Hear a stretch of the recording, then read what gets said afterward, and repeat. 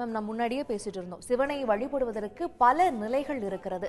இது போல வழிமுறைகளை எல்லாம் பின்பற்றாம ஆன்ம ரீதியாக வழிபடுபவர்களும் இருக்கிறாங்க. என்னென்ன மாதிரியான வழிமுறைகள்ல சிவனை வழிபடுறாங்க பொதுவா? சிவனை வழிபாடு அப்படின்ற போது பார்த்தீங்கன்னா முக்கியமான விரதம் அப்படின்னு எடுத்துக்கிட்டிங்கன்னா மௌன விரதம். சிவனை மௌனம் மூலியமாக நீங்கள் சிவ ஐக்கியமே ஆகலாம். அதுக்கு அடுத்த நிலை அப்படின்றது பார்க்கும்போது இசை, மியூசிக்கல் இன்ஸ்ட்ருமெண்ட்ஸ், அதை எப்படி உடுக்கை சொன்னமோ அதே போல். ஏன்னா இதுக்கு ஒரு உதாரணமான புராண கதை அப்படின்னு பார்த்தீங்கன்னாக்கா, ராவணன் வந்து குபேரனை ஜெயிச்சுட்டு வெற்றியோட தன்னுடைய சிவனை பார்க்க வரும்போது நந்தி பகவான் வந்து தடைப்பட்டு நிற்கிறதாகவும், இல்லை உள்ளே வந்து சிவன் தவத்தில் இருக்காங்க உள்ளே போகக்கூடாதுன்னு ராவணனுக்கு கோபம் வந்து கைலாச மலையவே அவர் தூக்கிட்டார். தூக்குன நேரத்தில் அவர் செஞ்சது தப்புன்னு சொல்லி சிவபெருமான் வந்து தன்னோட பெரும் விரலால் அந்த மலையை அமுக்க அதை உள்ளே வந்து மாட்டிக்கிட்டார் ராவணன். அந்த க்ஷண நேரமே ராவணன் வந்து தன்னோட கைகளை உடைச்சி நரம்பை பிச்சு வீணையாக்கி சாமகானத்தை பாடினார். அந்த பாடல் அவர் சாமகானத்துல பாடின அந்த க்ஷண நேரத்துல சிவனோட கண்ணிலேருந்து ஆனந்த நீர் வந்துருச்சு.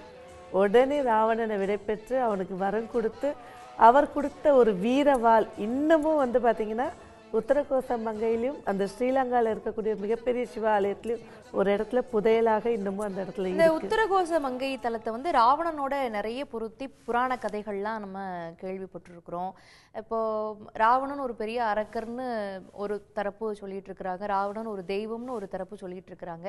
ஆனா எப்படி இருந்தாலும் வந்து அழுதால் உன்னை அடையலாமே அப்படின்னு பாடுற மாதிரி எப்பேற்பட்டவர்களாக இருந்தாலும் அழுது உருகி நெக்குருகி பாடுனா சிவனை அடையலாம்னு சொல்றாங்களே, அது எப்படி?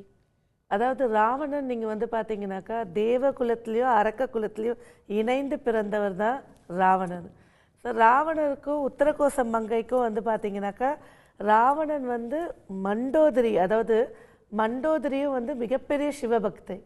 அவங்க சிவன் கிட்ட கேட்கிறவரும் இந்த உலகத்திலே முதல் சிஷியனா உனக்கு யார் இருக்காங்களோ அவங்கள தான் நான் கல்யாணம் பண்ணிப்பேன் அப்படின்னு உருவெடுத்தது தான் ராவணன். ராவணனுக்கும் மண்டோதரிக்கும் திருமணம் நடந்த இடம் இந்த உத்தரகோச மங்கையில தான். அதே போல தான் இந்த உத்தரகோச மங்கையில தான் வந்து மண்டோதரியும் தனக்கு குழந்தை வரம் வேணும்னு சிவனுக்கு வழிபட்டதாக அங்கே கல்வெட்டுகள்ல இன்னமும் இப்போ உத்தரவாதமாக இருக்கு. அடுத்த நிலையா வந்து பார்த்தீங்கன்னா இறைவனை வந்து மனசார, அதாவது படைத்தல் பிரம்மாவை சொல்றோம், காத்தல் பெருமாளை சொல்றோம், அழித்தல் உன்னுடைய பாவ பிணிகள் கர்மாவை அழித்து உன்னை வந்து தன்னோடைய ஐக்கியமாகிக்கக்கூடிய ஒரு கடவுள்னா அது மகா சிவன் தான். ஸோ தன்னுடைய கர்மாவை யார் வந்து உணர்ந்து சிவன்கிட்ட மன்றாடி ஒரு தீபம் ஏற்றி வழிபாடு செய்கிறாங்களோ அந்த கர்ம வினைகளை உடனே அழிக்கிறதும் அந்த சிவபெருமான் தான். அதுபோல மனதால சிவபெருமானை வழிபட்டால் அது ஒரு பெரிய ஒரு இதுன்னு சொல்றீங்க, சிறப்புன்னு சொல்றீங்க. இப்போ இந்த இது போன்ற பல தகவல்களை நம்ம பார்க்கலாம். இதற்கிடையே நமக்கு நீங்க சொன்ன மாதிரி இசையாலும் பாட்டாலும் ஆட்டத்தாலும் சிவபெருமான் வழிபடுற ஒரு முறை இருக்கு. இந்த சிவராத்திரியில கும்மி பாட்டு நிகழ்ச்சியும் நடந்துட்டு இருக்கு, அவற்றையும் பார்ப்போம்.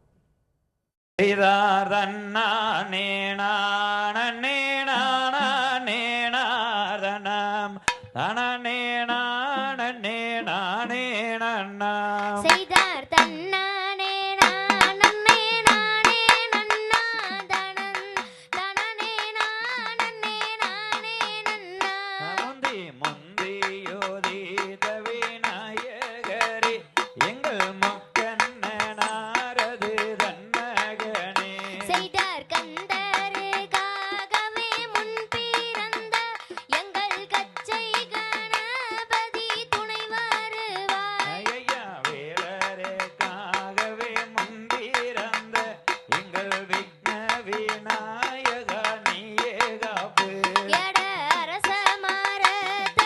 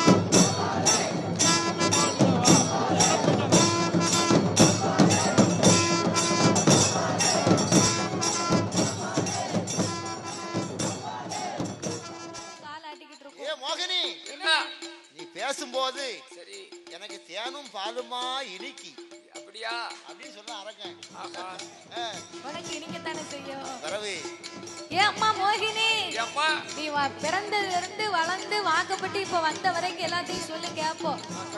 என் அண்ணா வல்லரக்கா, நான் யாரு தெரியுமா? யாரு நான் மலையாள தேசத்திலே, மலையாள தேசத்திலே மலையரசு பெற்றவா. என் பெயரு மோகினி, பிறந்தவ 8 பேர், பெண்ணா பிறந்து விட்டோம். மலையாள தேசத்திலே எங்க அப்பா பேரு மலையரசன், எங்க அம்மா பேரு காஞ்சனா மாலை. நாங்க பிறந்தவங்க மொத்தம் 8 பொட்ட பிள்ளைங்க. 1 2 கிடையாது, வருடத்திற்கு ஒரு குழந்தை. நாங்க 8 குழந்தைகளும் பெண்ணாக பிறக்க எங்க அப்பா எங்க மேல எந்த விதமாகப்பட்ட கோபமும் படல. எங்க அக்கா எங்க அப்பா 8 பேரையுமே ரொம்ப செல்லமா வளர்த்தார். செல்லமா வளர்த்து எங்க அக்கா 7 பேரையுமே எங்க அப்பா பெரிய பெரிய ஸ்தலத்திலே கைப்பிடித்து கொடுத்து விட்டார். உடனுக்குடன் செய்திகளை தெரிந்து கொள்ள சன் நியூஸ் பெல் ஐகானை கிளிக் பண்ணுங்க.